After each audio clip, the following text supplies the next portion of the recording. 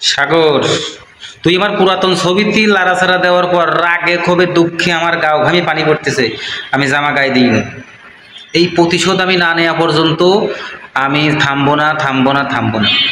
এই যে তুই আমার এই ছবিতে লাড়া দিছিস, এই ছবিতে আমাদের মেম্বার সাহেবের সাথে আমি দাঁড়া রয়েছি, আমাদের মেম্বার সে নির্বাচিত হওয়ার পরে আমি তার সাথে তার একটা ছবি তুলেছি।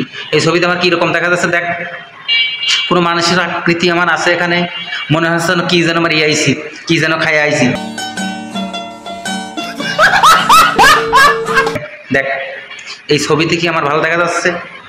এই ছবিতেই কমেন্ট করি আমার ফ্যান ফলোয়ার, আমার অনুসারী যারা আছে তাদের সামনে আমার একেবারে চাপ দিয়ে ডিম ভেঙে দিছিস, গেল সে কথা।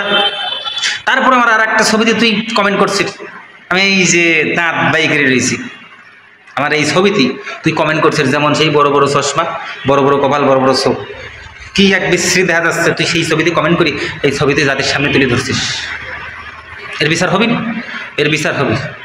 আমার চুল এখনো খারাপ, মেজাজ এখনো গরম, তোর যে আমি কী করবো রে সাগর, তুই বুঝতে পারবি না রে সাগর।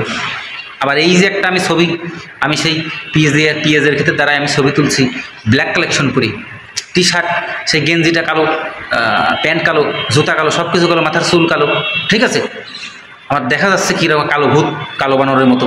তুই আমার এই ছবিতে কমেন্ট করি সেই পুরাতন ছবি জাতির সামনে তুই তুলে ধরছিস, এর শাস্তি কি তুই পাবি না সাগর? এর শাস্তি তুই পাবি। আমি তোর ওয়ার্নিং দিয়ে রাখলাম, বিভিন্ন জায়গায় এই পুরাতন ছবি লাড়াছাড়া নিয়ে মারধর হচ্ছে, তুই আমার টার্গেটে পড়ছিস। তোর নিস্তার নাই রে সাগর, তোর নিস্তার নাই। তাতে আমার বাল ছেঁড়া গেল।